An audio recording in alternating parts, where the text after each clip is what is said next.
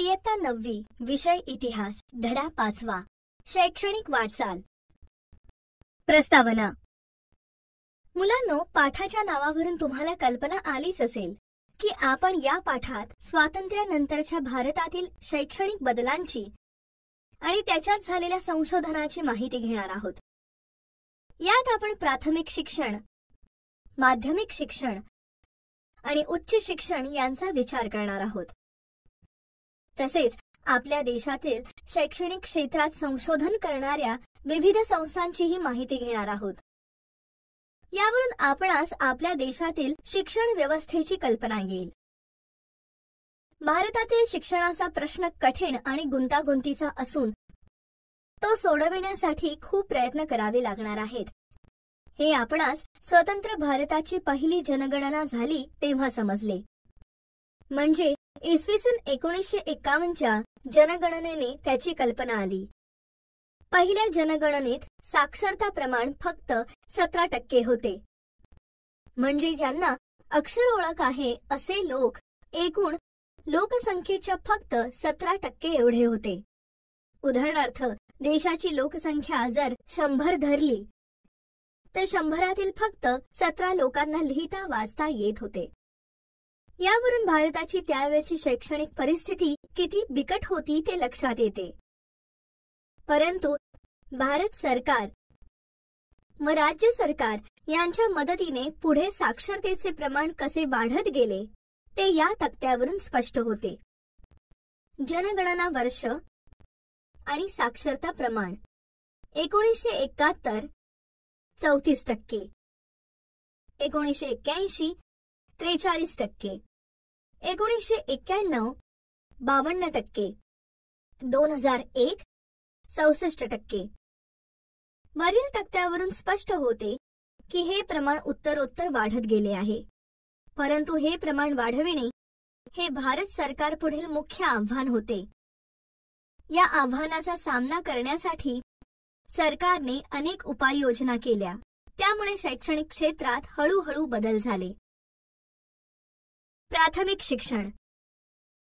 शिक्षण क्षेत्रात सुधारणा करायच्या म्हटले तर सुरुवात प्राथमिक शिक्षणापासून करणे गरजेचे होते.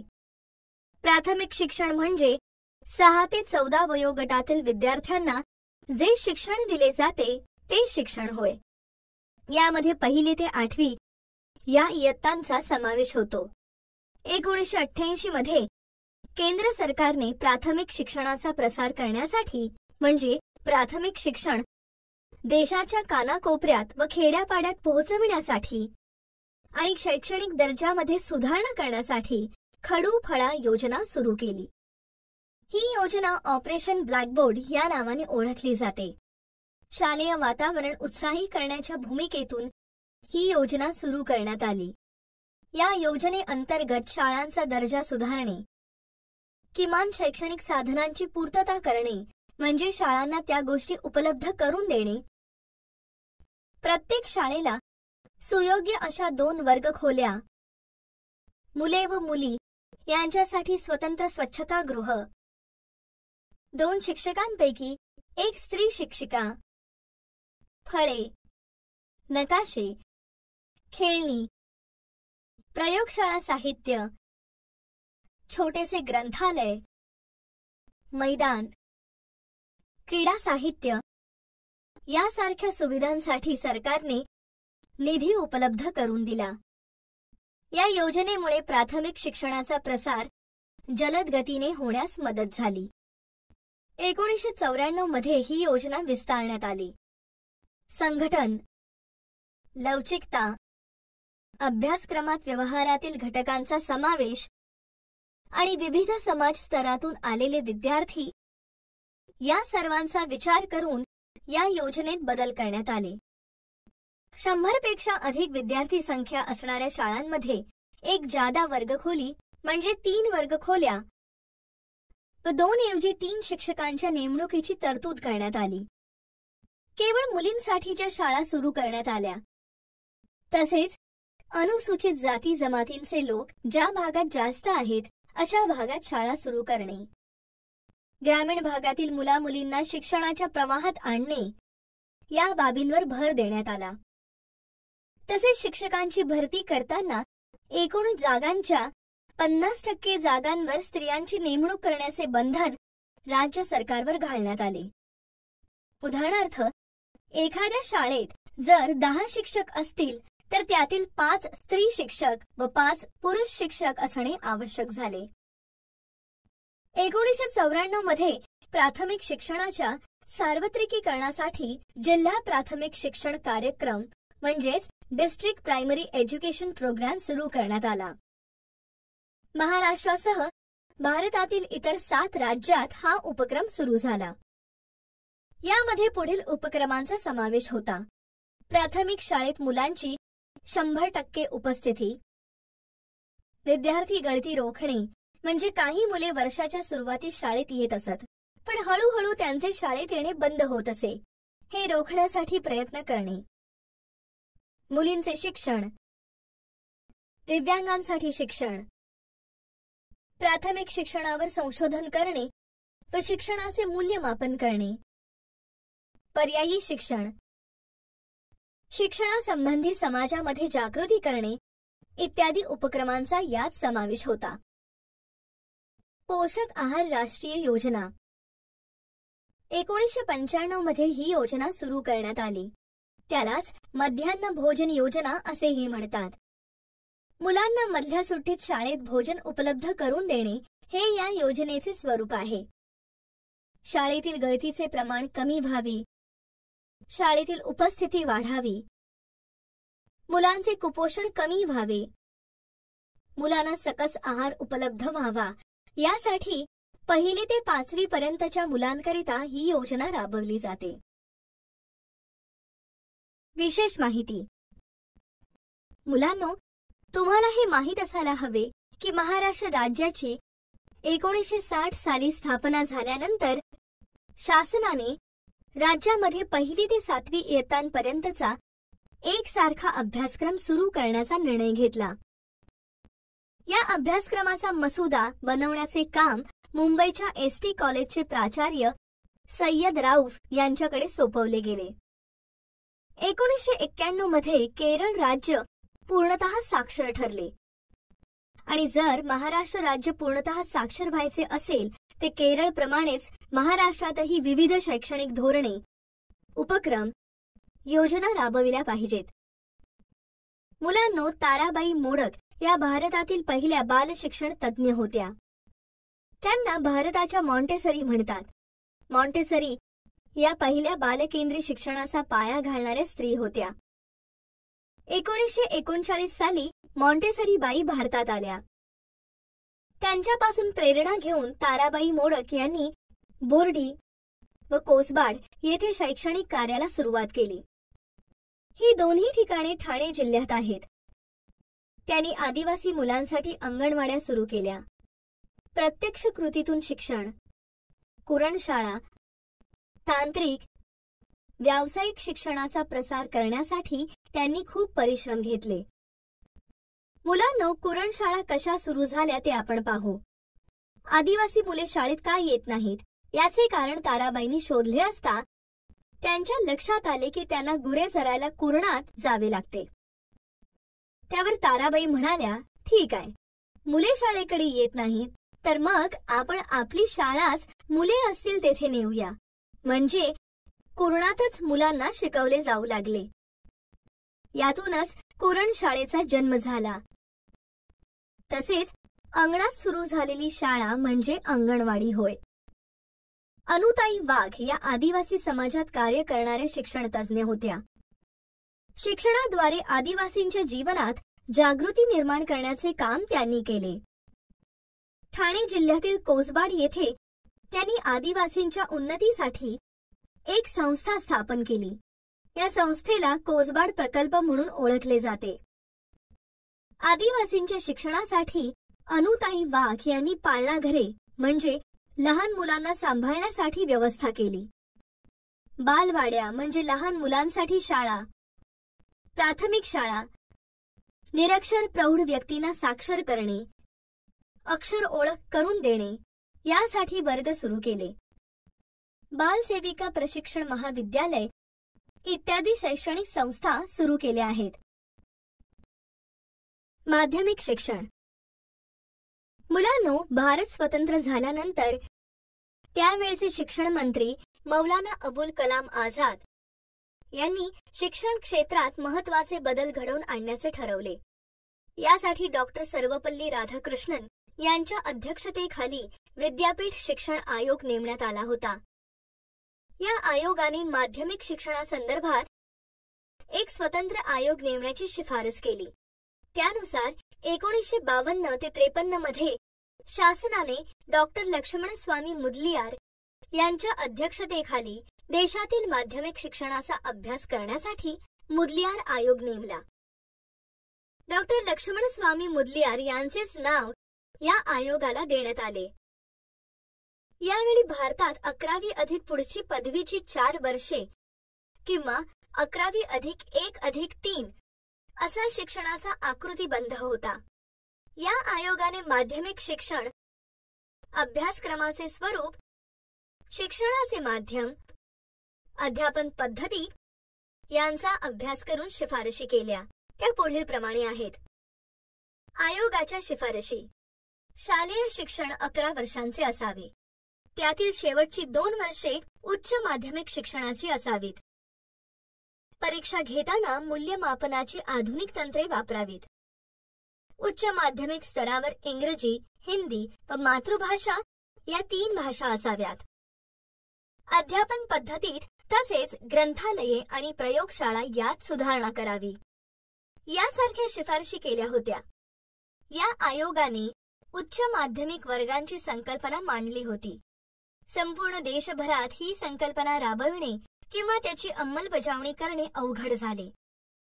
महाराष्ट्र राज्य माध्यमिक व उच्च माध्यमिक शिक्षण मंडळाची स्थापना 1 जानेवारी 1966 रोजी पुणे येथे करण्यात आली. त्याचे मुख्यालय पुण्यातच आहे. या मंडळाचे प्रमुख कार्य 10वी व 12वीच्या परीक्षा आयोजित करणे हे आहे. परीक्षा मार्च मध्ये आयोजित केल्या जातात. निकाल जून मध्ये घोषित केले जातात. हे मंडळ पुणे, मुंबई, औरंगाबाद, नाशिक, कोल्हापूर, अमरावती, लातूर, नागपूर आणि रत्नागिरी या त्यांच्या 9 विभागात 12वीच्या आणि 10वीच्या परीक्षा आयोजित करते. शिक्षण संक्रमण हे मासिक मंडळाच्या वतीने प्रकाशित केले जाते. या मासिकात शैक्षणिक बदल, माहिती आणि शिक्षण क्षेत्रातील वेगवेगळे उपक्रम यांची माहिती असते. कोठारी आयोग. भारतातील हा 6वा शैक्षणिक आयोग 1964 मध्ये स्थापन करण्यात आला. Doctor D.H. कोठारी या आयोगाचे अध्यक्ष होते आणि J.P. नाईक यांचे मोलाचे योगदान या आयोगास आहे. यापूर्वीच्या आयोगांनी शिक्षणाच्या एका विशिष्ट स्तराचाच विचार केला होता. कोठारी आयोगाने मात्र शिक्षणाच्या सर्व स्तरांचा आणि अंगांचा विचार केला. भारतात शैक्षणिक क्रांती घडवण्यासाठी आयोगाने ज्या 3 गोष्टींवर भर दिला त्या म्हणजे अंतर्गत परिवर्तन, गुणात्मक बदल, शैक्षणिक सुविधांचा विस्तार या होत. या आयोगाचा अहवाल मोठा आहे. त्याची सुरुवात भविष्य काळात भारताचे भवितव्य वर्गखोल्यातून घडणार आहे या वाक्याने होते. या आयोगाने माध्यमिक, उच्च माध्यमिक व विद्यापीठ स्तरावरील आकृतीबंध 10+2+3 चा पुरस्कार केला. 1972 पासून ही व्यवस्था अंमलात आली. कोठारी आयोगाने पुढील शिफारशी केल्या. एकच राष्ट्रीय शिक्षण पद्धत असावी. आयोगाने त्रिभाषा सूत्राचा पुरस्कार केला असून मातृभाषा, राष्ट्रभाषा हिंदी व इंग्रजी या भाषा मुलांना शिकवाव्यात असे सुचविले. प्रथम पदवी पातळीपर्यंत मातृभाषा हेच शिक्षणाचे माध्यम असावे. इंग्रजी ही संपर्क भाषा म्हणून शिकवावी. शैक्षणिक संधीच्या विस्तारासाठी व शिक्षण तळापर्यंत झिरपण्यासाठी निरंतर शिक्षण, प्रौढ शिक्षण, पत्राद्वारे शिक्षण, मुक्त विद्यापीठ असे उपक्रम सुचविले.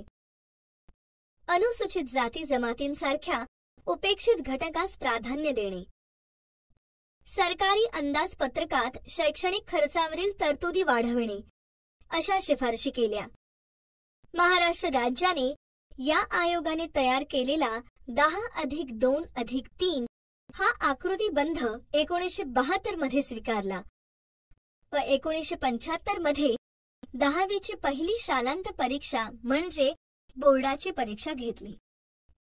कोठारी आयोगाची शिक्षणाची उद्दिष्टे: लोकशाहीचे संरक्षण व संवर्धन, शिक्षणाचे आधुनिकीकरण, सामाजिक व राष्ट्रीय एकात्मता, सामाजिक, नैतिक, आध्यात्मिक मूल्यांची जोपासना, शिक्षण व उत्पादकता या आयोगाच्या सर्व शिफारशींबाबत देशभर चर्चा झाली. बऱ्याच शिफारशी देशभर मान्य झाल्या. या आयोगाच्या शिफारशींवर आधारित असे राष्ट्रीय शैक्षणिक धोरण 1968 साली भारताच्या लोकसभेने मंजूर केले. उच्च शिक्षण, स्वातंत्र्योत्तर कालखंडातील शिक्षण. भारत स्वतंत्र झाल्यावर डॉक्टर सर्वपल्ली राधाकृष्णन यांच्या अध्यक्षतेखाली 1948 मध्ये एक आयोग नेमण्यात आला. या आयोगाने आपला अहवाल 1949 मध्ये सादर केला. स्वातंत्र्यानंतरच्या काळात भारतातील उच्च शिक्षणाला दिशा देण्याचे काम या आयोगाने केले. या आयोगाला विद्यापीठ शिक्षण आयोग असेही म्हणतात. विद्यापीठांना आर्थिक सहाय्य किंवा अनुदान देणे, विद्यापीठांचा दर्जा राखणे आणि त्यांच्यात समन्वय निर्माण करणे ही कामे देण्यात आली. कार्यपद्धती: या आयोगाने पंचवार्षिक पद्धती स्वीकारली, म्हणजे 5 वर्षांसाठी योजना आखायच्या व त्या योजना येणाऱ्या 5 वर्षात पूर्ण करायच्या. विद्यापीठांना अनुदान मंजूर करून ते अनुदान सरकारच्या वतीने विद्यापीठांना वाटप करण्याचे काम आयोगाने स्वीकारले. विद्यापीठीय शिक्षणाचे नियोजन, अभ्यासक्रमात सुसूत्रता, शिक्षणाद्वारे राष्ट्राच्या गरजांना प्राधान्य देणे, उच्च शिक्षणाच्या विविध योजनांची आखणी व अंमलबजावणी या गोष्टी आयोग करत आहे. या आयोगाने विद्यापीठांचा विकास करण्यासाठी विकास परिषदा स्थापन केल्या. पदवीनंतरच्या अध्यापनासाठी प्रगत अध्यापन केंद्रे म्हणजे B.Ed, M.Ed यासारखी केंद्रे काढली. नवी विद्यापीठे स्थापन करण्यात मोलाचे सहकार्य केले. भारतात दूरदर्शनचे आगमन झाल्यावर कंट्री वाईड क्लासरूम या कार्यक्रमाचे आयोगाच्या वतीने दूरदर्शनवरून प्रसारण करण्यात आले. सुरुवातीला हा कार्यक्रम 1 तासासाठी दाखवला जात होता. जुन्या शैक्षणिक पद्धती सोडून शिक्षण क्षेत्रात होणारे नवीन बदल, संशोधन, प्रयोग यांची माहिती या कार्यक्रमात असे. मुलांनो, विद्यापीठीय शिक्षण म्हणजे 12वी नंतर घेतले जाणारे पदवीचे शिक्षण व त्यानंतर घेतले जाणारे पदव्युत्तर शिक्षण होय. मुलांनो, तुम्हाला हे माहीत असायला हवे की 1965 मध्ये महाराष्ट्रात कला शिक्षणाचे धोरण आखण्यासाठी आणि ते कला संस्थांद्वारे अंमलात आणण्यासाठी कला संचालनालयाची स्थापना करण्यात आली. शालेय विद्यार्थ्यांमध्ये कलेची आवड निर्माण व्हावी आणि त्यांच्यातील सुप्त कलागुणांना वाव मिळावा हा त्यामागील हेतू होता. शालेय पातळीवर घेतल्या जाणाऱ्या ड्रॉइंग ग्रेड या परीक्षांचे आयोजन करण्याची जबाबदारी या विभागाने घेतली. National council of education research and training NCERT, राष्ट्रीय शैक्षणिक संशोधन आणि प्रशिक्षण परिषद या संस्थेची स्थापना 1 सप्टेंबर 1961 रोजी दिल्ली येथे करण्यात आली. ही संस्था केंद्र सरकारला शालेय शिक्षणाच्या बाबतीत सर्व धोरणासंदर्भात आणि शैक्षणिक योजनांच्या अंमलबजावणीत मदत करते. हेच या संस्थेचे मुख्य उद्दिष्ट आहे. शिक्षण क्षेत्रातील संशोधन, विकास, प्रशिक्षण, विस्तार, शैक्षणिक कार्यक्रम व पाठ्यपुस्तकांची पुनर्रचना म्हणजे अभ्यासक्रमात बदल करून नवीन पाठ्यपुस्तके तयार करणे या सर्व बाबींची जबाबदारी केंद्र शासनाने NCERT कडे सोपवली आहे. या संस्थेने केंद्रीय माध्यमिक शिक्षण मंडळाच्या सहकार्याने शालेय अभ्यासक्रम व पाठ्यपुस्तकांची निर्मिती करण्यात महत्त्वाची भूमिका बजावली आहे. देशातील राज्य सरकारला प्राथमिक व माध्यमिक शिक्षणाच्या संदर्भात सहकार्य व मार्गदर्शन NCERT करते. शिक्षकांस अध्यापन कार्यात उपयुक्त पडतील अशा मार्गदर्शिका, कार्यपुस्तिका, अध्यापन प्रशिक्षण अध्ययन, अध्यापन तंत्रांचा विकास करणे, राष्ट्रीय स्तरावर प्रज्ञाशोध परीक्षेचे आयोजन करणे असे उपक्रम या संस्थेद्वारे राबविले जातात. तसेच राज्य सरकार आणि इतर शैक्षणिक संस्थांना शिक्षणाचे आदान प्रदान करणे, त्यांना सल्ला देणे, शालेय शिक्षणात बदल करणे यासारखी कामेही या संस्थेमार्फत केली जातात. भारतातील जवळजवळ सर्व शैक्षणिक कामांशी या संस्थेचा संबंध येतो. NCERT ही संस्था संपूर्ण देशासाठी काम करणारी संस्था आहे. असेच काम करणारी राज्यांसाठीची संस्था SEERT ही सर्व राज्यात स्थापन करण्यात आली. महाराष्ट्र राज्यासाठी महाराष्ट्र राज्य शैक्षणिक संशोधन व प्रशिक्षण परिषद म्हणजेच MSCERT ही संस्था 1964 मध्ये पुणे येथे स्थापन करण्यात आली. MSCERT ची कार्ये: प्राथमिक शिक्षणाचा दर्जा उंचावणे, शिक्षकांसाठी सेवांतर्गत प्रशिक्षण म्हणजे शिक्षक म्हणून काम करीत असताना शिक्षण क्षेत्रात होणाऱ्या बदलांची माहिती त्याला असणे गरजेचे असते, तरच ते विद्यार्थ्यांपर्यंत पोहोचते, यासाठी प्रशिक्षण दिले जाते. अभ्यासक्रम व मूल्यमापन याबाबत प्रशिक्षण देणे म्हणजे अभ्यासक्रमात बदल झाल्यास त्या इयत्तेला शिकवणाऱ्या शिक्षकांना अभ्यासक्रमात झालेले बदल सांगणे, अभ्यासक्रमाचा उद्देश सांगणे, तसेच त्या इयत्तेतील मुलांना गुणदान कसे करायचे यासाठी या संस्थेमार्फत प्रशिक्षण दिले जाते. 10वी व 12वी झालेल्या मुलांना कोणते व्यावसायिक अभ्यासक्रम निवडावे याचे मार्गदर्शन करणे. वरील सर्व शैक्षणिक कामे या संस्थेमार्फत केली जातात. या संस्थेला विद्या प्राधिकरण या नावाने ओळखले जाते. जीवन शिक्षण हे दर महिन्यासाठीचे मासिक या संस्थेमार्फत प्रकाशित केले जाते. मुलांनो, तुम्हाला हे माहीत असायला हवे की महाराष्ट्र राज्य पाठ्यपुस्तक निर्मिती व अभ्यासक्रम संशोधन मंडळ म्हणजेच बालभारती या संस्थेची स्थापना 27 जानेवारी 1967 रोजी पुणे येथे झाली. शालेय विद्यार्थ्यांसाठी पाठ्यपुस्तके तयार करण्याचे काम बालभारती करते. मराठी, हिंदी, इंग्रजी, उर्दू, कन्नड, सिंधी, गुजराती, तेलुगू या 8 भाषांमधून पाठ्यपुस्तके तयार केली जातात. किशोर हे विद्यार्थ्यांसाठीचे मासिक बालभारती प्रकाशित करते. राष्ट्रीय शैक्षणिक धोरण 1986 हे दुसरे राष्ट्रीय शैक्षणिक धोरण होय. या धोरणानुसार समाजाच्या बदलत्या गरजा लक्षात घेऊन त्या पूर्ण करण्याकरता प्राथमिक, माध्यमिक व उच्च माध्यमिक शिक्षणात महत्त्वाचे बदल घडवून आणण्यात आले. या धोरणात देशातील सर्व राज्यांकरिता किमान एक राष्ट्रीय अभ्यासक्रम सुचविण्यात आला. त्यात भारतातील सर्व विद्यार्थ्यांना समान शैक्षणिक संधी उपलब्ध व्हावी अशी अपेक्षा आहे. प्रत्येक राज्यातील सांस्कृतिक, भौगोलिक व ऐतिहासिक गरजांनुसार राष्ट्रीय अभ्यासक्रमात बदल करण्यास वाव दिला आहे. उदाहरणार्थ, महाराष्ट्राच्या इतिहासात शिवाजी महाराजांचे महत्त्व अधिक, त्यामुळे येथील पाठ्यपुस्तकात त्या प्रकारचा इतिहास असेल. तर राजस्थानमध्ये अल्लाउद्दीन खिलजीची स्वारी, राजपुतांचा पराक्रम महत्त्वाचा, म्हणून तिथे त्यांचा इतिहास पाठ्यपुस्तकात असेल. राष्ट्रीय शैक्षणिक धोरण 1986 ची परिणामकारक अंमलबजावणी होण्यासाठी राष्ट्रीय स्तरावर तयार करण्यात आलेल्या कृती कार्यक्रमांवर आधारित प्राथमिक शिक्षण अभ्यासक्रम 1988 तयार करण्यात आला. प्राथमिक शिक्षण अभ्यासक्रम 1988 राष्ट्रीय शैक्षणिक धोरण मे 1986 मध्ये तयार झाले. महाराष्ट्र शासनाने अभ्यासक्रम समिती नेमली. त्यांनी प्राथमिक शिक्षण अभ्यासक्रम 1988 इयत्ता 1 ते 5वी साठी तयार केला. तो अभ्यासक्रम जून 1989 पासून इयत्ता 1 पासून सुरू करण्यात आला.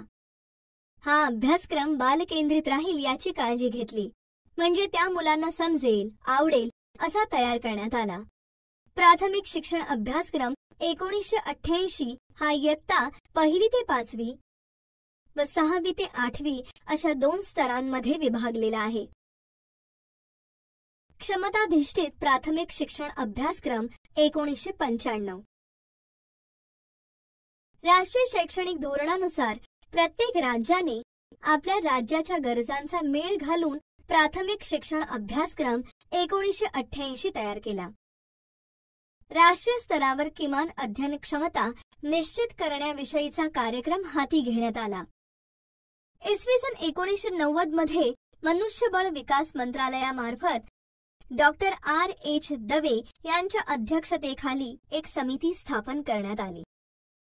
दवे समितीने भाषा, गणित व परिसर अभ्यास या विषयांसाठी इयत्ता 5वी पर्यंतच्या किमान अध्ययन क्षमतांचे तक्ते तयार केले.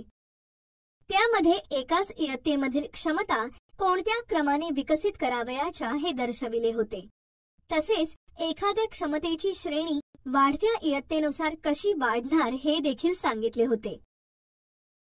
शाळेत जाण्यायोग्य वयोगटातील सर्व मुले मुली 4-5 वर्षे शाळेत जाऊनही त्यांना साधे लिहिता वाचता येत नाही अशा प्रतिक्रिया समाजाकडून येऊ लागल्या.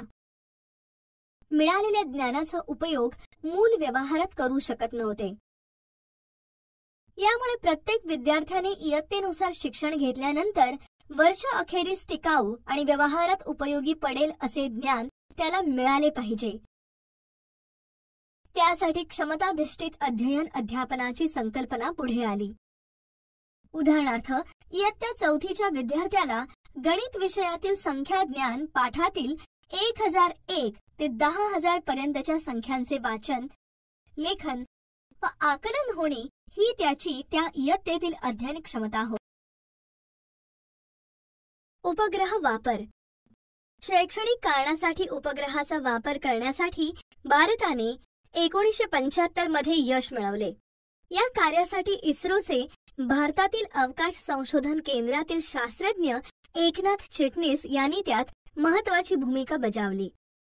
स्पेस ॲप्लिकेशन सेंटर या गुजरातमधील अहमदाबाद येथील अंतरिक्ष उपयोग केंद्राच्या नेतृत्वाखाली साइट म्हणजे सॅटेलाइट इन्स्ट्रक्शनल टेलिव्हिजन एक्सपेरिमेंट हा शैक्षणिक कारणासाठी प्रयोग करण्यात आला. उपग्रहाद्वारे शिक्षण प्रणाली ही कल्पना येथून पुढे आली. या उपक्रमासाठी अमेरिकेने भारताला मदत केली होती. यातूनच ग्रामीण भागात दर्जेदार शिक्षणाची सोय करणे शक्य झाले. मुलांनो, आज आपण संगणक, प्रोजेक्टर, टॅब याद्वारे शिक्षण अधिक सविस्तर व खोल स्तरावरती घेऊ शकतो. ते या उपग्रहामुळेच शक्य झाले आहे. इंदिरा गांधी राष्ट्रीय मुक्त विद्यापीठ इग्नू हे भारतीय संस्थेच्या कायद्याद्वारे 20 सप्टेंबर 1985 मध्ये स्थापन करण्यात आलेले एक मुक्त विद्यापीठ आहे. याचे मुख्य कार्यालय नवी दिल्लीत मैदानगढी येथे आहे. भारतातील व इतर 33 देशातील सुमारे 30 लाख विद्यार्थी या विद्यापीठात अध्ययन करतात. हे विद्यापीठ भारतातील दूरस्थ व मुक्त शिक्षणाची सोय असलेले राष्ट्रीय केंद्र असून दूरस्थ शिक्षणात ते अग्रेसर आहे.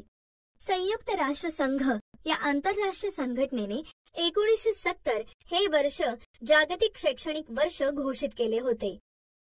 याच वर्षी भारत सरकारचे शिक्षण व समाज कल्याण खाते, माहिती व प्रसारण खाते, विद्यापीठ अनुदान आयोग व युनेस्को यांच्या संयुक्त विद्यमाने मुक्त विद्यापीठ या विषयावर नवी दिल्ली येथे चर्चासत्र घेण्यात आले.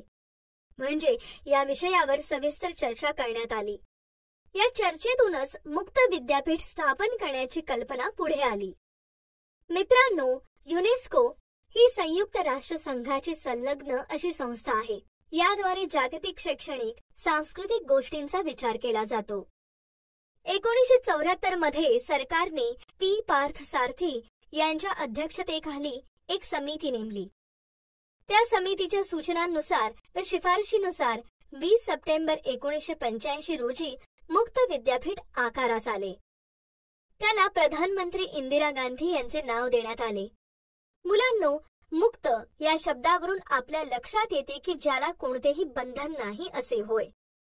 तर या मुक्त विद्यापीठातही ज्यांना महाविद्यालयात जाऊन औपचारिक पद्धतीत शिक्षण घेता आले नाही त्यांना प्रवेशासाठी पात्रता, वय व अन्य अटींमध्ये सूट देण्यात आली.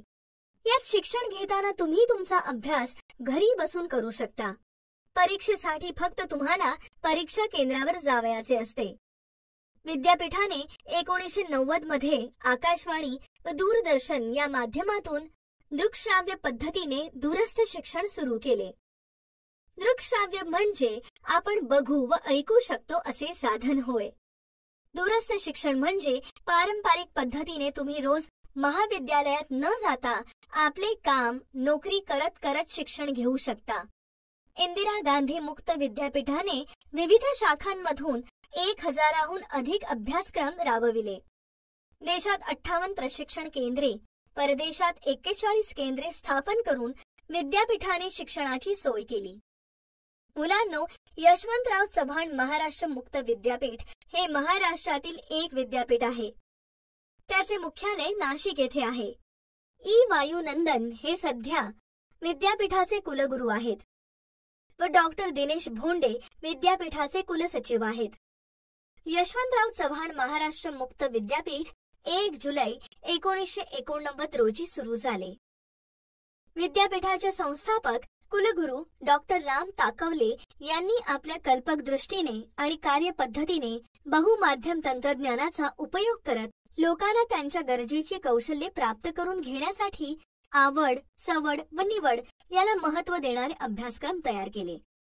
अशा शिक्षणाच्या संधी या विद्यापीठामुळे उपलब्ध झाल्या आहेत. देशातील या 5व्या मुक्त विद्यापीठास महाराष्ट्राचे पहिले मुख्यमंत्री यशवंतराव चव्हाण यांचे नाव द्यावे असा आग्रह कुसुमाग्रजांनी धरला होता. संशोधन संस्था. विज्ञान. स्वातंत्र्योत्तर काळात देशात वैज्ञानिक संशोधनाला गती मिळावी, त्या संशोधनाचे फायदे सर्वांना मिळावेत म्हणून 1950 मध्ये council of scientific and industrial research या संस्थेची स्थापना झाली. पदार्थ विज्ञान, रसायन, औषधे, अन्न प्रक्रिया, खाणकाम अशा विविध क्षेत्रात संशोधन सुरू झाले. या संस्थांमधील संशोधनाचा फायदा उद्योगधंद्यांना व्हावा म्हणून औद्योगिक संस्थांबरोबर करार करण्यात आले. त्यामुळे भारताला परदेशून आयात करावा लागणारा माल आपल्याच देशात तयार होऊ लागल्याने आयात कमी झाली. त्यामुळे परकीय चलनाची बचत झाली. या संस्थेने महत्त्वाच्या गोष्टींचे संशोधन करण्यावर भर दिला. या संस्थेमुळे उच्च शिक्षणासाठी परदेशात गेलेल्या विद्यार्थ्यांना भारतात परत संधी उपलब्ध करून देण्याचे काम या संस्थेने केले. या संस्थेने मतदानाच्या वेळी वापरण्यात येणारी शाई, हिवताप, हत्तीरोग, क्षयरोग यावरील औषधे, पाणी शुद्धीकरण तंत्रज्ञान म्हणजेच वॉटर फिल्टर टेक्नॉलॉजी, बांबूच्या उत्पादन काळात कपात या गोष्टी केल्या. DNA फिंगर प्रिंटिंग तंत्रज्ञान भारतात सर्वप्रथम वापरण्यास सुरुवात या संस्थेने केली. फिंगर प्रिंटिंग म्हणजे व्यक्तीच्या बोटाच्या ठशावरून व्यक्ती ओळखणे, ज्याचा उपयोग आधार कार्ड नोंदणीसाठी, गुन्हेगार ओळखण्यासाठी होतो. तसेच या संस्थेने अंदमान बेटावर राहणाऱ्या आदिवासींचा जनुकीय अभ्यास करून त्या जमाती 60,000 वर्षे जुन्या आहेत हे सिद्ध केले. मित्रांनो, जनुक हे सजीवांमधील आनुवंशिकतेचे एकक आहे, ज्याच्याद्वारे आपणास एखाद्या व्यक्तीचा वंश, त्याचे आई वडील, पूर्वज यांची माहिती काढता येते. त्याचप्रमाणे या संस्थेत भूकंप होण्यापूर्वी त्याची माहिती अगोदर मिळवणे इत्यादी संशोधन केले आहे. कडुनिंब हा कीटकनाशक आहे, त्यामुळे तो धान्याची साठवणूक करताना त्यात वापरतात. तर या कडुनिंबाचा कीटकनाशक म्हणून वापर करणे, जखम बरी करण्यासाठी हळदीचा वापर, तांदळाच्या विविध जातींचा शोध लावून त्याचे स्वामित्व म्हणजे पेटंट या गोष्टींमध्ये CSIR या संस्थेने महत्त्वाची भूमिका बजावली आहे. भारतीय परंपरागत ज्ञानाचा डिजिटल कोश तयार करून तो 8 आंतरराष्ट्रीय भाषांमध्ये या संस्थेने उपलब्ध करून दिला आहे. गणित. तामिळनाडूमधील National Institute for Research in the Mathematical and Physical Science ही संस्था 1962 मध्ये स्थापन झाली होती. गणित विषयातील सर्वोच्च संशोधनाला या संस्थेने चालना दिली. संगणक. संगणकाला कॉम्प्युटर असे म्हणतात. हे विजेवर चालणारे एक माहिती विश्लेषण, माहिती प्रक्रिया, सांख्यिकी आकडेमोड करणारे उपकरण आहे. 1969 मध्ये आपण स्वदेशी बनावटीचा संगणक तयार केला. इंडियन स्टॅटिस्टिकल इन्स्टिट्यूट आणि जादवपूर विद्यापीठ यांनी एकत्रितपणे ISIJU हा देशी बनावटीचा पहिला संगणक तयार केला. म्हणजे पूर्णपणे भारतीय तंत्रज्ञानाचा वापर करून हा संगणक बनविण्यात आला. टाटा कन्सल्टन्सी सर्व्हिसेस अर्थात TCS या कंपनीला 1974 मध्ये अमेरिकेतून सॉफ्टवेअर निर्मिती क्षेत्रातील कंत्राट मिळाले आणि भारतात सॉफ्टवेअर उद्योगाची सुरुवात झाली. संगणकामुळे शास्त्रीय संशोधनाचा वेग वाढला. भारत स्वतंत्र झाल्यानंतर देशाचा सर्व क्षेत्रात विकास व्हावा म्हणून प्रयत्न केले जाऊ लागले. आपला भारत देश आर्थिक व बौद्धिकदृष्ट्या प्रगत होण्यासाठी आधुनिक तंत्रज्ञानाचा स्वीकार केला गेला. अशातच 1987 मध्ये अमेरिकेने भारताला महासंगणक देण्यास नकार दिला. राजीव गांधी सरकारने स्वतःच महासंगणक तयार करण्याचा निर्णय घेतला. 1988 मध्ये केंद्र सरकारने महाराष्ट्रातील पुणे येथे centre for development of advanced computing म्हणजेच CDAC या संशोधन संस्थेची स्थापना केली. 1991 मध्ये संस्थेने डॉक्टर विजय भटकर यांच्या नेतृत्वाखाली परम 8000 हा महासंगणक तयार केला. Bhabha atomic research centre BARC. Bhabha अणु संशोधन केंद्र हे भारतातील पहिले अणु संशोधन केंद्र आहे. ते डॉक्टर होमी भाभा यांनी इसवी सन 1954 मध्ये सुरू केले. हे आंतरराष्ट्रीय मान्यता पावलेले भारतातील अग्रेसर अणु संशोधन केंद्र आहे. अणु ऊर्जा विषयक सर्व संशोधन व विकास कार्य मुंबईतील तुर्भे येथील संशोधन केंद्रात केले जाते. या संस्थेने nuclear physics, solid state physics, spectroscopy chemical आणि लाईफ सायन्सेस अशा विषयात मोलाचे संशोधन केले. शेती, वैद्यक व उद्योगधंदे अशा क्षेत्रात संशोधन केले आहे. अणु ऊर्जा तयार करणाऱ्या अणुभट्टी निर्मितीसाठी शास्त्रज्ञांना प्रशिक्षण देण्यासाठी ट्रेनिंग स्कूल काढण्यात आली. अभियांत्रिकी, इंजिनिअरिंग. IIT. 1951 मध्ये पश्चिम बंगालमधील खरगपूर येथे भारतातील पहिल्या इंडियन इन्स्टिट्यूट ऑफ टेक्नॉलॉजी म्हणजेच IIT या संस्थेची स्थापना करण्यात आली. भारतात अभियांत्रिकीच्या सर्व शाखांमधील उच्च व प्रगत शिक्षण उपलब्ध होऊन देशाची गरज भागावी हा या संस्थेचा उद्देश होता. म्हणजे बांधकाम, उद्योगधंदे यासारख्या उद्योगांसाठी लागणाऱ्या कौशल्यपूर्ण व्यक्ती भारतातच उपलब्ध होतील. मुंबई येथील पवई, चेन्नई, कानपूर नंतर नवी दिल्ली येथील अभियांत्रिकी महाविद्यालयांचे IIT मध्ये रूपांतर करण्यात आले. भारतातील IIT या संस्थेला स्वायत्त किंवा स्वतंत्र विद्यापीठाचा दर्जा देऊन BTech, बॅचलर इन टेक्नॉलॉजी व MTech म्हणजे मास्टर इन टेक्नॉलॉजी हे अभ्यासक्रम सुरू करण्यात आले.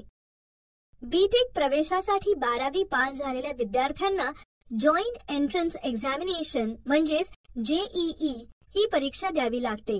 प्रवेश परीक्षेद्वारे प्रवेश आणि माफक शुल्क व विद्यार्थ्यांसाठी आरक्षण हे IIT या संस्थेचे वैशिष्ट्य आहे. 1970 ते 80च्या दशकात या संस्थेत शिक्षण घेतलेले विद्यार्थी नोकरीसाठी मोठ्या प्रमाणात परदेशी जाऊ लागले. यामुळे ब्रेन ड्रेनची समस्या निर्माण होऊ लागली. 1990 नंतर मात्र ही परिस्थिती बदलली. 1994 मध्ये आसाम राज्यातील गुवाहाटी व 2001 मध्ये उत्तराखंडातील हरिद्वार जिल्ह्यातील रुरकी येथे IIT संस्थेची स्थापना करण्यात आली. IIT म्हणजे इंडियन इन्स्टिट्यूट्स ऑफ टेक्नॉलॉजी म्हणजेच तंत्रज्ञान संस्था होय. Indian institute of management IIM. IIT मधून उच्च दर्जाचे अभियंते म्हणजे इंजिनियर्स तयार होऊ लागल्यावर कुशल दर्जाचे व्यवस्थापक घडवण्यासाठी केंद्र व गुजरात राज्य सरकारने गुजरातमधील अहमदाबाद येथे या संस्थेची स्थापना केली. बँका, हॉटेल, पर्यटन यासारख्या क्षेत्रात कुशल व्यवस्थापकांची गरज विशेष करून जाणवत असे.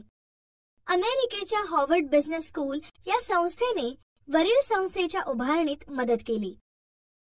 पश्चिम बंगालमधील कोलकाता, कर्नाटकातील बेंगलोर, उत्तर प्रदेश, लखनौ, केरळ, कोझिकोडे, मध्य प्रदेश, इंदौर आणि मेघालय राज्यातील शिलाँग येथे इंडियन इन्स्टिट्यूट ऑफ मॅनेजमेंट या संस्था स्थापन करण्यात आल्या. मुलांनो, याचप्रमाणे film and television institute of India म्हणजेच FTII या संस्थेत चित्रपट निर्मिती संदर्भातील सर्व गोष्टींचे पद्धतशीर शिक्षण मिळते. दिग्दर्शन, संकलन आणि अभिनय अशा चित्रपटांशी निगडीत सर्वच गोष्टींचे शास्त्रशुद्ध प्रशिक्षण देण्याची सोय या संस्थेत झाली. ही महाराष्ट्रातल्या पुणे शहरात असलेली चित्रपट व दूरचित्रवाणी माध्यमांविषयीचे प्रशिक्षण देणारी संस्था आहे. ही संस्था पूर्वीच्या प्रभात फिल्म्स कंपनीच्या ठिकाणी वसलेली आहे. 1960 साली या संस्थेची स्थापना करण्यात आली. तसेच या संस्थेचे नाव संपूर्ण जगभर प्रसिद्ध आहे. National institute of design NID 1961 मध्ये गुजरातमधील अहमदाबाद येथे औद्योगिक आरेखन म्हणजेच इंडस्ट्रियल डिझायनिंग या विषयाचे शिक्षण देण्यासाठी NID या संस्थेची स्थापना करण्यात आली. या संस्थेने 1963 ते 64 मध्ये बेसिक डिझाइन, ग्राफिक डिझाइन, वस्तूंचे डिझाइन, व्हिज्युअल कम्युनिकेशन हे अभ्यासक्रम सुरू केले. या संस्थेने आकाशवाणी संच म्हणजेच ट्रान्झिस्टर, गणकयंत्र म्हणजे कॅल्क्युलेटर या वस्तूंचे डिझाइन म्हणजे आरेखन तयार केले. संशोधन संस्था, वैद्यक क्षेत्र. स्वातंत्र्यानंतर वैद्यकीय क्षेत्रातील संशोधनासाठी 1949 मध्ये भारतीय वैद्यकीय अनुसंधान परिषदेची म्हणजेच ICMR ची स्थापना झाली. या संस्थेवर देशातील वैद्यकीय विद्यापीठे, वैद्यकीय महाविद्यालये, सरकार व खाजगी संशोधन संस्था यांना वैद्यकीय संशोधनासाठी सहकार्य, मार्गदर्शन व आर्थिक सहाय्य उपलब्ध करून देण्याची जबाबदारी देण्यात आली. वेगवेगळ्या रोगांवर संशोधन करणारी 26 केंद्रे देशभरात सुरू झाली. या संस्थेच्या संशोधनामुळे क्षयरोग व कुष्ठरोगावर नियंत्रण मिळवणे शक्य झाले. वैद्यक क्षेत्रात प्रगती करण्यासाठी प्रगत वैद्यकीय शिक्षण व संशोधनाला गती देण्यासाठी सरकारने all India institute of medical sciences म्हणजेच AIIMS या संस्थेची स्थापना केली. या संस्थेवर वैद्यकशास्त्राच्या पदवी व पदव्युत्तर परीक्षांचे अभ्यासक्रम बनविण्याची जबाबदारी टाकली. वैद्यकशास्त्राच्या बहुतांश शाखांमधील पदवी व पदव्युत्तर शिक्षणाच्या सुविधा असलेली महाविद्यालये, संशोधनाच्या चांगल्या सुविधा, सुसज्ज सार्वजनिक हॉस्पिटल्स ही या संस्थेची प्रमुख वैशिष्ट्ये आहेत. सर्वसामान्यांना परवडेल अशा दरात वैद्यकीय उपचार उपलब्ध करून देणे, परिचारिकांच्या प्रशिक्षणासाठी स्वतंत्र महाविद्यालये, हृदयविकार, मेंदूविकार व नेत्रविकारांवर उपचार करण्यासाठी सुपर स्पेशालिटी केंद्रे या संस्थेने काढली. सरकारने वैद्यकीय क्षेत्राचा विकास करण्यासाठी 1958 मध्ये मेडिकल काउन्सिल ऑफ इंडिया ही संस्था नव्याने स्थापन करून या संस्थेवर वैद्यकीय शिक्षणाच्या गुणवत्तेच्या निकष निश्चिती व देखरेख आणि तपासणीची जबाबदारी टाकली. मुलांनो, भारतातील वनस्पती व इतर साधनांद्वारे औषधे तयार करून उपचार करण्याची पद्धत म्हणजे आयुर्वेद होय. निसर्गोपचार पद्धत म्हणजे निसर्गाच्या सानिध्यात रुग्णाला ठेवून मसाज, लेप यासारख्या गोष्टींचा वापर करून इलाज करणे. युनानी ही औषधोपचार पद्धती जुनी आहे. त्यातही औषधांचे व्यवस्थापन आणि प्रकृतीच्या आकलनाची विशिष्ट तत्वे आहेत. तर होमिओपॅथी ही एक ॲलोपॅथीला पर्यायी असणारी औषधोपचार पद्धती असून तिची सुरुवात 1790 साली जर्मनीत झाली. तर या 4 चिकित्सा पद्धतींमध्ये संशोधन व विकास घडवून आणण्यासाठी 1969 मध्ये central council for Research in Indian medicine and homeopathy या संस्थेची स्थापना करण्यात आली. 1979 मध्ये ही संस्था बंद करून तिच्याऐवजी 3 नव्या संस्था स्थापन करण्यात आल्या, त्या पुढील प्रमाणे: central council for Research in Unani medicine, central council for Research in homeopathy, central council for Research in योग अँड नेचर क्युअर. या संस्थांकडे त्या चिकित्सा पद्धतीनुसार विविध रोगांवर संशोधन, चाचण्या, औषधांच्या प्रमाणीकरणाची जबाबदारी सोपविण्यात आली. कर्करोग शिक्षण. Advance centre of treatment, research and education in cancer he Tata memorial सेंटरची संस्था आहे. टाटा या संस्थेद्वारे विविध रोगांवर उपचार व संशोधन करणाऱ्या संस्था आहेत. त्यातील ही संस्था कर्करोग उपचार, संशोधन आणि कर्करोगासंबंधीच्या शिक्षणासाठी राष्ट्रीय स्तरावरील केंद्र म्हणून काम करते. संशोधन संस्था. कृषी. मुलांनो, आतापर्यंत आपण ज्या संशोधन संस्था वेगवेगळ्या क्षेत्रातील बघितल्या त्या सर्व स्वातंत्र्योत्तर कालखंडात स्थापना झालेल्या आहेत. परंतु भारतात स्वातंत्र्यपूर्व काळातच कृषी क्षेत्रातील संशोधन 1905 मध्येच सुरू झाले. भारतीय कृषी संशोधन संस्थेला म्हणजेच इंडियन ॲग्रिकल्चरल रिसर्च इन्स्टिट्यूट 1958 मध्ये विद्यापीठाचा दर्जा देण्यात आला. कृषी क्षेत्रातील विकास, संशोधन सुसज्ज प्रयोगशाळा, मृदाशास्त्र, कृषीशास्त्र, आर्थिक वनस्पतीशास्त्र इत्यादी विभागांद्वारे विद्यापीठाचे कार्य सुरू झाले. या संस्थेचे मुख्यालय दिल्ली येथे आहे. या मुख्यालयातील ग्रंथालय हे देशातील सर्वात मोठे कृषी विषयक ग्रंथालय आहे. या ग्रंथालयात शेती व शेती संबंधित माहिती असणारी अनेक पुस्तके आहेत. गहू, कडधान्ये, गळिताची पिके, भाजीपाला अशा अनेक गोष्टींवर संशोधन सुरू झाले. या संस्थेची सर्वात महत्त्वाची कामगिरी म्हणजे एका वर्षात एकाहून अधिक पिके घेण्याच्या पद्धतीविषयींचे संशोधन येथे सुरू झाले. याचा फायदा शेतकऱ्यांना झाला तसेच देशालाही झाला. अशा प्रकारे या पाठात आपण भारताची शैक्षणिक वाटचाल ही विविध आयोग, संशोधन केंद्रे, विद्यापीठे यांच्या आधारे समजावून घेतली आहे.